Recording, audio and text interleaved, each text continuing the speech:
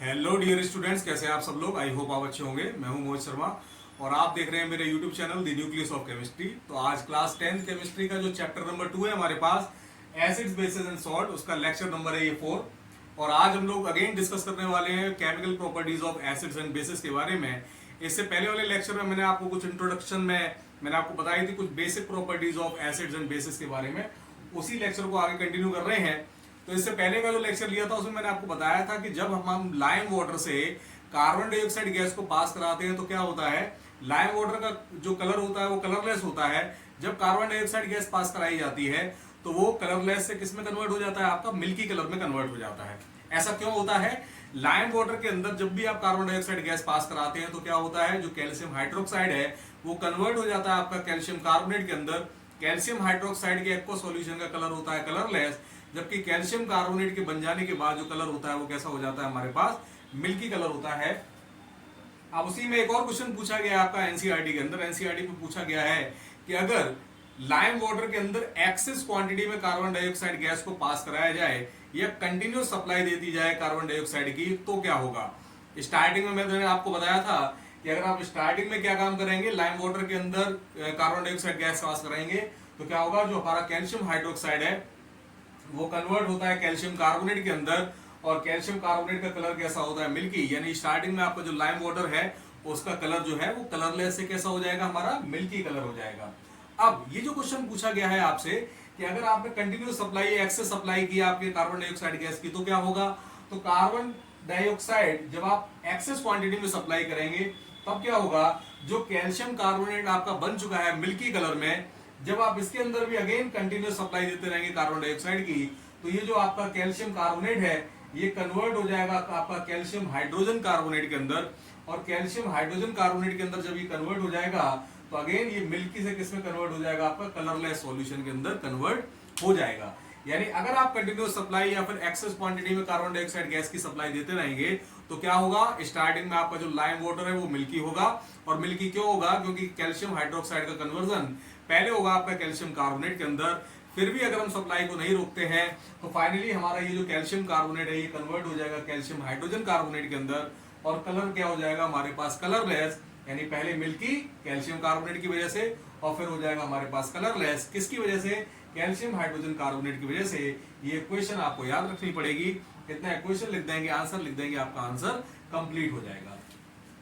Next हमारे पास heading रखी है, how do acids and basis react with each other. जो हमारे एसिड्स और बेसिस होते हैं अगर उन दोनों को हम लोग आपस में कंबाइन कर दें तो क्या होगा। हम जानते हैं ऑलरेडी, पहले भी आपको मैं बता चुका हूं कि एसिड्स और बेसिस का जो कैरेक्टर है वो एक दूसरे के जस्ट अपोजिट है। एसिड को न्यूट्रलाइज करने के लिए हम लोग बेस का इस्तेमाल करते हैं, बेस को न्यूट्रलाइज करने के लिए किसका इस्तेमाल किया जाता है, एसिड का इस्तेमाल किया जाता है। आपका जो स्टार्टिंग चैप्टर है हमारे पास एसिड बेसिस एंड सॉल्ट का, स्टार्टिंग में ही दिया गया है कि आपके एनसीईआरटी की बुक के अंदर कि अगर आपके किसी फैमिली मेंबर को एसिडिटी की प्रॉब्लम हो जाती है, उसको एसिडिक नेचर उसका जनरेट हो जाता है स्टमक के अंदर, तो ऐसी कंडीशन में हम लोग क्या काम करेंगे, तो उसके रेमेडी के रूप में आपको बोला गया है कि उसके रेमेडी के रूप में आपके घर पे अगर बेकिंग पाउडर या फिर बेकिंग सोडा रखा हुआ है तो उसकी थोड़ा सा अमाउंट अगर हम लोग अगर उस पर्टिकुलर फैमिली मेंबर को दे दें तो क्या होगा, उसको काफी हद तक रिलीफ मिल जाता है। ऐसा क्यों हुआ, ऐसी कौन सी प्रॉपर्टी है जिसको हम लोगों ने यूज किया है यहाँ पर, ये हम लोगों ने प्रॉपर्टी यूज की है neutralisation of acids and bases. Acid को न्यूट्रलाइज करने के लिए बेस का इस्तेमाल किया जाएगा, बेस को न्यूट्रलाइज करने के लिए एसिड का इस्तेमाल किया जाएगा। तो जब भी आप एसिड और बेस को आपस में कंबाइन करेंगे तो जो केमिकल रिएक्शन होगी वो कहलाएगी हमारे पास न्यूट्रलाइजेशन रिएक्शन। कौन सी रिएक्शन कहलाएगी हमारे पास, न्यूट्रलाइजेशन रिएक्शन। और इस न्यूट्रलाइजेशन रिएक्शन में क्या होता है, जब भी कोई एसिड किसी बेस के साथ कंबाइन करता है तो आपको सॉल्ट का फॉर्मेशन होता हुआ वहां पर नजर आएगा और साथ ही साथ वाटर मॉलिक्यूल वहां से एलिमिनेट होता हुआ भी नजर आएगा। जैसे फॉर एग्जांपल देखिए हमारे पास आपको लिखा हुआ मिल रहा है NaOH, जिसको हम लोग बोलते हैं सोडियम हाइड्रोक्साइड। इसका एक्वा सॉल्यूशन लिया, उसके अंदर जैसे ही हम लोग ड्रॉप बाय ड्रॉप NaOH के अंदर जैसे ही हम लोग ड्रॉप बाय ड्रॉप HCl की जो बूंदे हैं वो धीरे धीरे करके अगर डालेंगे ड्रॉप बाय ड्रॉप तो क्या होगा, आपको मैं कई बार बता चुका हूं कि Na और Cl ये बहुत पुराना इनका गठबंधन है, आपस में बहुत पुरानी दोस्ती है। तो Na और Cl आपस में कंबाइंड होकर बनाएंगे NaCl। अब बचा है हमारे पास H और OH, ये H और OH आपका कंबाइंड होकर क्या बना देगा, वाटर मॉलिक्यूल। NaCl क्या है, कॉमन सॉल्ट। तो देखा आपने आपका बेस और एक एसिड, ये दोनों जैसे ही आपके कंबाइंड हुए आपको क्या मिला, आपको मिला salt along with water molecule. यानी ये रिएक्शन जो है आपकी वो कौन सी रिएक्शन है, एक न्यूट्रलाइजेशन रिएक्शन है। जब भी एसिड और बेस आपस में कंबाइंड होंगे, न्यूट्रलाइज कर देंगे एक दूसरे को, न्यूट्रलाइज करने के बाद आपको क्या मिलेगा, एक सॉल्ट मिलेगा, साथ ही साथ आपको एक वाटर का मॉलिक्यूल एलिमिनेट होता हुआ नजर आएगा। चलिए अगला देखते हैं हम लोग, नेक्स्ट रिएक्शन देखते हैं। अब आपको अगेन दे रखा है हमारे पास एक बेस पोटेशियम हाइड्रोक्साइड, आपने इसको कंबाइन कराया है H2SO4 जिसको हम लोग सल्फ्यूरिक एसिड भी बोलते हैं। तो क्या होगा यहाँ पर, आपके ये जो पोटेशियम आयन है ये सल्फेट आयन के साथ में कंबाइंड होकर बना देंगे K2SO4 जिसको हम लोग पोटेशियम सल्फेट बोलते हैं। पोटेशियम सल्फेट एक सॉल्ट है, बाकी जो आपके हाइड्रोजन और ऑक्सीजन बचे हुए हैं ये H और OH अगेन कंबाइंड होकर आपका क्या बना देंगे, वाटर मॉलिक्यूल बना देंगे। तो अगेन ये भी जो रिएक्शन आपको दिखाई दे रही है एक न्यूट्रलाइजेशन रिएक्शन है, यानी acid base reaction means neutralisation reaction. क्या बनेगा, रिवाइज कर लीजिए, सॉल्ट बनेगा और क्या बनेगा हमारे पास, वाटर मॉलिक्यूल। एक और एग्जांपल देखिए, कैल्शियम हाइड्रोक्साइड रिएक्शन करवा रहे हैं हम लोग HCl के साथ में हाइड्रोक्लोरिक एसिड के साथ, कैल्शियम क्लोरीन आयन के साथ कंबाइंड होकर बनाएगा कैल्शियम क्लोराइड एक सॉल्ट के रूप में, और अगेन H और OH जो है वो कंबाइंड होकर किसमें कन्वर्ट हो जाएंगे, आपके वाटर मॉलिक्यूल में कन्वर्ट हो जाएंगे। इस तरीके से हमारी जो एसिड और बेस रिएक्शन, जो एसिड और बेस वाली जो रिएक्शन है वो कंप्लीट हो जाती है। तो क्या कहा हमने, एसिड और बेस को अगर आप आपस में कंबाइन करेंगे तो दोनों एक दूसरे के कैरेक्टर के अपोजिट हैं, तो एक दूसरे के इफेक्ट को नलीफाई कर देंगे, एक दूसरे के इफेक्ट को खत्म कर देंगे। ऐसा जो रिएक्शन है वो कहलाता है हमारे पास न्यूट्रलाइजेशन रिएक्शन। और इस न्यूट्रलाइजेशन रिएक्शन के दौरान क्या बनेगा हमारे पास, सॉल्ट बनेगा और क्या बनेगा हमारे पास, वाटर मॉलिक्यूल एलिमिनेट होगा।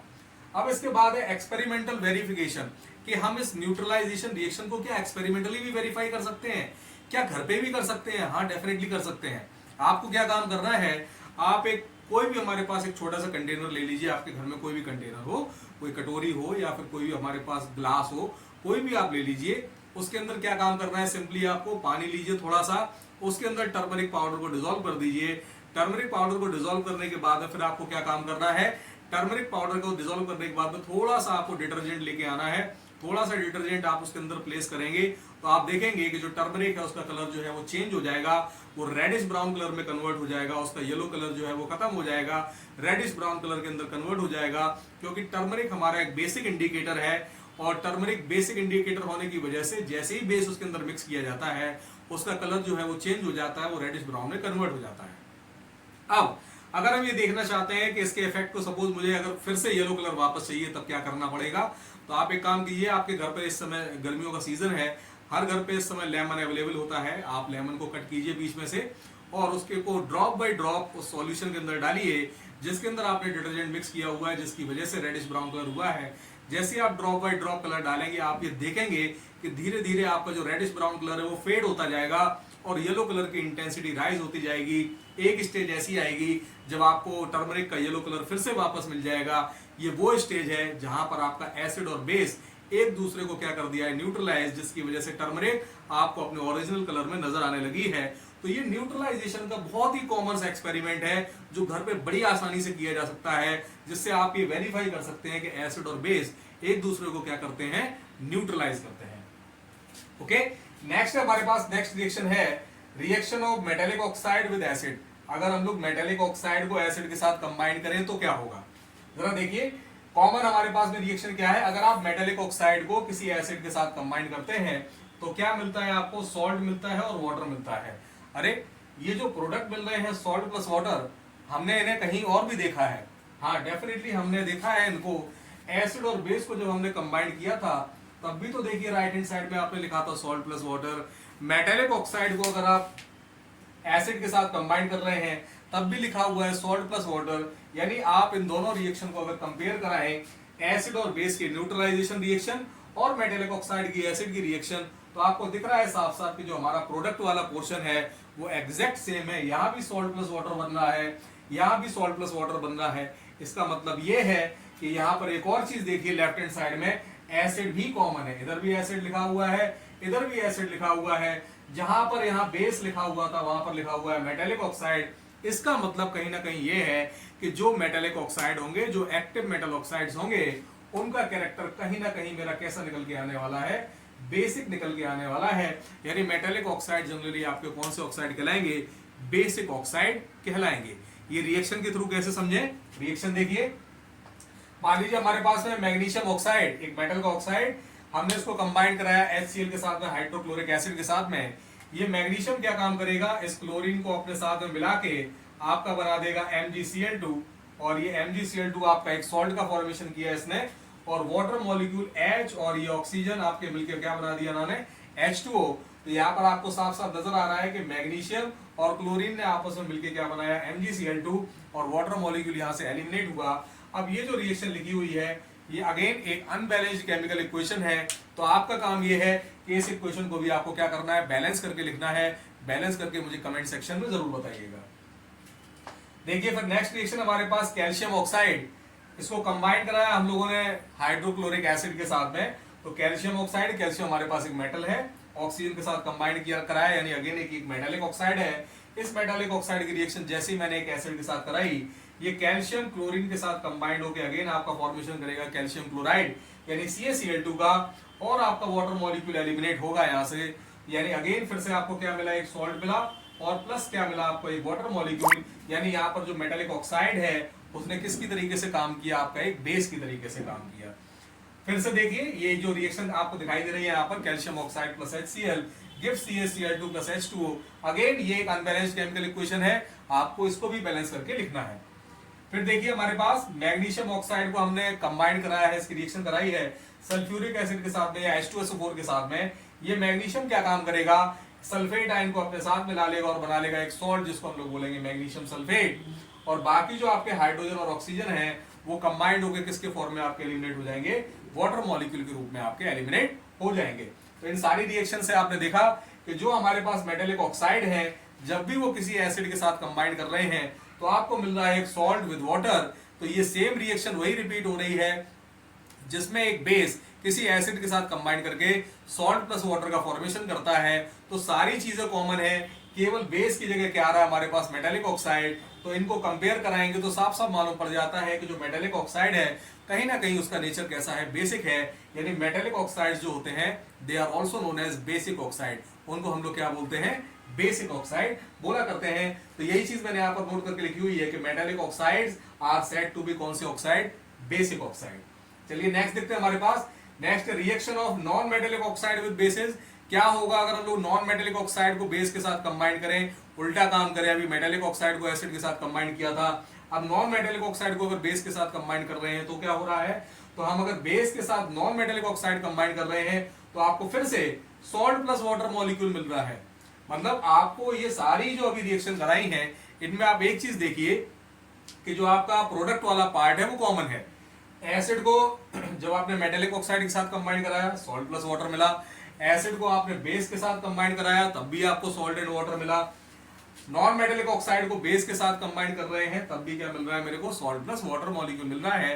यानी प्रोडक्ट साइड तो हमारी कॉमन है, रिएक्टेंट साइड में अब यहां देखिए क्या चीज कॉमन है हमारे पास, बेस आपको इधर भी नजर आ रहा है, बेस आपको इधर भी नजर आ रहा है। क्या चीज नहीं दिखाई दे रही, आपको एसिड नहीं दिखाई दे रहा। एसिड की जगह क्या लिखा हुआ है हमारे पास, non metallic oxide.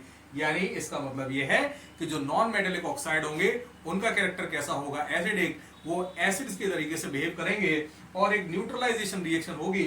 Non metallic oxide जब बेस के साथ कंबाइन कराएगा तो क्या होगा हमारे पास, अगेन सॉल्ट का फॉर्मेशन होगा और वाटर मॉलिक्यूल एलिमिनेट होगा। कैसे समझे इस रिएक्शन को, जानी पहचानी आपकी रिएक्शन है कैल्शियम हाइड्रोक्साइड जिसको लाइम वाटर भी बोलते हैं, कार्बन डाइऑक्साइड गैस पास कराते हैं तो आपको क्या मिलता है, कैल्शियम कार्बोनेट एक सॉल्ट के रूप में। ये कैल्शियम कार्बोनेट जो सॉल्ट मिला है प्लस क्या मिलता है आपको, वाटर मॉलिक्यूल। तो यहाँ पर क्या हुआ है, ये जो कार्बन डाइऑक्साइड है, कार्बन क्या है हमारे पास, एक नॉन मेटल है, आप जानते हैं बहुत अच्छी तरीके से। यानी ये जो कार्बन डाइऑक्साइड है बेसिकली क्या है, नॉन मेटालिक ऑक्साइड है। इस नॉन मेटालिक ऑक्साइड ने जैसे ही एक बेस के साथ कंबाइन कराया तो क्या होगा, हमारे पास कैल्शियम कार्बोनेट नाम का एक सॉल्ट मिला और वाटर मॉलिक्यूल यहाँ से एलिमिनेट होता हुआ नजर आया। इसका मतलब कार्बन डाइऑक्साइड गैस जो है उसने किसकी तरीके से बिहेव किया है, हमारा एसिड की तरीके से बिहेव किया है। तो आपको ये क्वेश्चन जो है बहुत ही कॉमन सा क्वेश्चन है कि हम लोग जो सॉफ्ट ड्रिंक्स पीते हैं, सॉफ्ट ड्रिंक्स पीने के बाद में उसके अंदर क्या होता है, हमारे पास कार्बन डाइऑक्साइड गैस होती है। तो कार्बन डाइऑक्साइड गैस जो है उसका कैरेक्टर कैसा है, एसिडिक कैरेक्टर है। यानी आप बहुत ज्यादा क्वांटिटी में अगर आप जो है सॉफ्ट ड्रिंक्स का को इनटेक करेंगे तो उससे भी क्या होता है, हमारे स्टमक के अंदर एसिडिक प्रॉब्लम जो है जनरेट होती है। उसकी वजह क्या है कि हमारा ये जो कार्बन डाइऑक्साइड है, जो कि एक नॉन मेटेलिक ऑक्साइड है, इसका कैरेक्टर कैसा होता है, हमारे पास एसिडिक कैरेक्टर होता है, याद रखिएगा। तो इस रिएक्शन से हमको क्या मालूम पड़ रहा है कि जो हमारे पास नॉन मेटेलिक ऑक्साइड है उनका कैरेक्टर कैसा है, एसिडिक, जबकि बेसिक ऑक्साइड जो हमारे पास मेटेलिक ऑक्साइड है उनका कैरेक्टर कैसा होता है, हमारे पास बेसिक होता है। यही चीज को मैंने लैंग्वेज के फॉर्म लिख दिया है। From the above reaction it is clear that जो नॉन मेटेलिक ऑक्साइड्स हैं वो कैसे ऑक्साइड हैं, आपके एसिडिक ऑक्साइड हैं। तो आई होप आज की ये जो आपको रिएक्शन है, 3 अलग अलग रिएक्शन हम लोगों ने डिस्कस की। पहली रिएक्शन मैंने आपको बताई एसिड और बेस की न्यूट्रलाइजेशन रिएक्शन। फिर मैंने आपको बताया क्या होता है जब मेटेलिक ऑक्साइड्स को आप रिएक्ट कराते हैं, किसके साथ में आप रिएक्ट कराते हैं, एसिड के साथ में, तब क्या होता है। और फाइनली हम लोगों ने ये भी डील किया कि जब आप नॉन मेटेलिक ऑक्साइड की रिएक्शन कराते हैं बेस के साथ में, तब क्या होता है। इसके बारे में आज हम लोगों ने डिटेल में एनालिसिस किया। तो आई होप आपको ये सारी रिएक्शन, आपको ये सारे फंडामेंटल्स क्लियर हुए होंगे। कोई भी अगर डाउट है आपको कमेंट सेक्शन में मुझे जरूर बताइए, मैं उस डाउट को डेफिनेटली क्लियर करूंगा। इसी तरीके से चैनल का सपोर्ट करते रहिए, सेशन को लाइक कीजिए, इस चैनल को ज्यादा से ज्यादा लोगों को शेयर कीजिए ताकि ये चैनल ग्रो हो सके। Thank you very much.